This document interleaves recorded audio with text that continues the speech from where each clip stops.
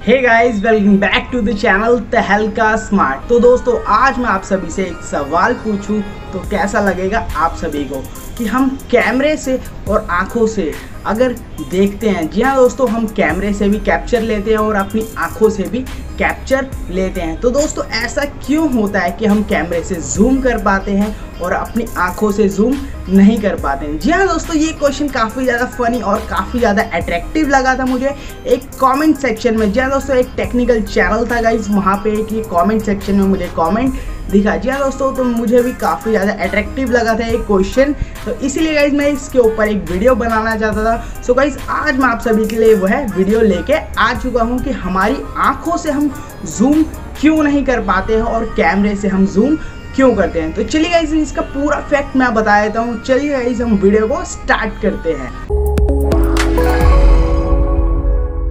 जी हाँ दोस्तों, अब मैं आपको बताने जा रहा हूँ आंखों के बारे में। जी हाँ दोस्तों, आंखों के इरिटेशन, आंखों के ऑटो फोकस के बारे में। जी हाँ दोस्तों, आपकी आसान भाषा में कहूँ, जो आप DSLR यूज़ करते हैं, मोबाइल फ़ोन यूज़ करते हैं दोस्तों, उसके अंदर जूम का ऑप्शन होता है और आपकी आंखों में क्या जूम का ऑप्शन होता है कि आपकी आंखें बाहर आगे निकलती है। ऐसा कभी आपके साथ हुआ है? तो गाइस, ये काफ़ी ज़्यादा फनी क्वेश्चंस लगते हैं। सो मैं आपको बता दूं कि जी हाँ दोस्तों, आप आंखों से भी जूम कर सकते हैं।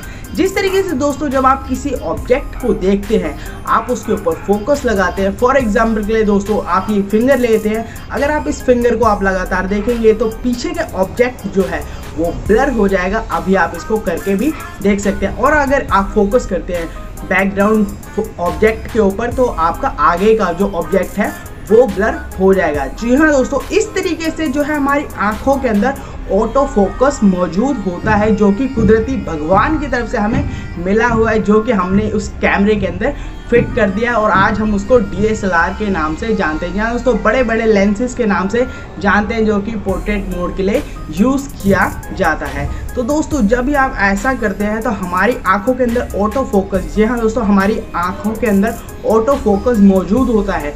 जब भी हम किसी ऑब्जेक्ट को देखते हैं तो हमारा दिमाग इंटरेक्ट करता है हमारी आईज से कि वह ऑब्जेक्ट के ऊपर आप ध्यान दे रहे हैं। जिस तरीके से दोस्तों, आप जब किताब पढ़ते हैं, आप ध्यान देते हैं बुक की तरफ, तो आपका जो पीछे का जो भी ऑब्जेक्ट होता है वो बिल्कुल ब्लर हो जाता है। इसीलिए लोग कहते हैं कि अगर आप किताब पढ़ रहे हैं, कुछ भी पढ़ रहे हैं, जो भी चीज़ आप कर रहे हैं, उसको अगर आप ध्यानपूर्वक करते हैं सो गाइस, आप आसानी से उस चीज़ को कर पाएंगे। इसी तरीके से दोस्तों, आप किसी ऑब्जेक्ट की तरफ देख रहे हैं और बहुत ही ध्यान से आप देखेंगे तो उसके पीछे का बैकग्राउंड जो है ब्लर हो जाएगा। जब हम किसी चीज़ को, छोटी चीज़ को अगर हम देखते हैं दोस्तों, तो उसको हम जूम कैसे कर पाते हैं? जी दोस्तों, आंखों की पुतली जो होती है कभी सिकुड़ती है और कभी बड़ी हो जाती है। जब हम उसको ध्यान से देखते हैं, गौर से देखते हैं, तो हमारी आंखों की पुतली जो है ऐसे बड़ी हो जाती है। इस तरीके से दोस्तों हमारी आंखें भी जूम होती है, बट इसका मतलब ये नहीं है दोस्तों कि हमारी आंखें जो है बाहर आ जाएं। जी हाँ दोस्तों, अब मैं आपको बताता हूँ कैमरे के बारे में। जी हाँ दोस्तों, कैमरे के अंदर क्या होता है, लेंस एक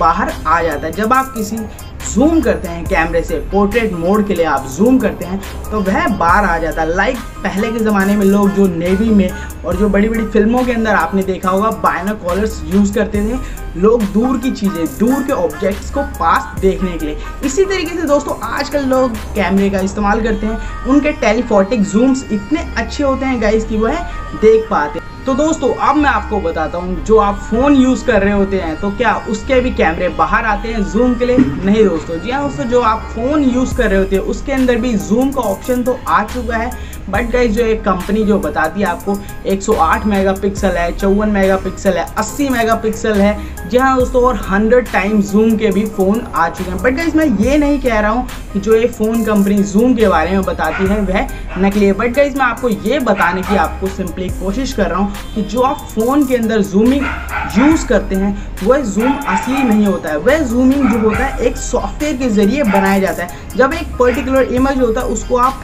क्रॉप करके आप जब जूम करेंगे तो पिक्सल्स फट जाते हैं। इसी तरीके से दोस्तों, जब आप कैमरे में जूम करते हैं तो पिक्सल्स नहीं फटते, क्योंकि उसके जो लेंसेज होते हैं बाहर आते हैं। इसी तरीके से दोस्तों, फ़ोन के अंदर जब आप किसी इमेज के ऊपर जूम करते हैं तो वह इमेज फट जाती है, सॉफ्टवेयर के ज़रिए उसको वह बड़ा कर देता है। तो दोस्तों, जितने भी कैमरे होते हैं, इसीलिए कितने भी अच्छे कैमरे क्यों ना हो, गाइज उसकी जूमिंग कैपेसिटी इतनी अच्छी नहीं होती। बट गाइज मैं ये नहीं कह रहा कि सारे फ़ोनों के जूमिंग जो है फेक होते हैं। जी हाँ दोस्तों, कई ऐसे सैमसंग के भी फ़ोन आए, बड़े बड़े ब्रांड्स के भी फ़ोन आए जिनके जो लेंस होते हैं एडजस्टेबल होते हैं, जो कि हल्के से बाहर आ पाते हैं। क्योंकि दोस्तों अगर फ़ोन के अंदर से अगर कैमरा बाहर आ जाएगा तो यूज़ कैसे करेंगे। इस तरीके से दोस्तों मैंने आपको बताने की कोशिश करी आइज़ और कैमरे में क्या फ़र्क होता है और हमारी आंखें किस तरीके जूम कर पाती है। तो दोस्तों इस सवाल का मैंने आपको जवाब भी दे दिया है। सो गाइज आई होप आपको ये वीडियो पसंद आई होगी। अगर ये वीडियो आपको पसंद आई हो तो वीडियो को लाइक, कमेंट और शेयर कर देना। जी दोस्तों, और चैनल को सब्सक्राइब करके बेल बटन जरूर दबा देना।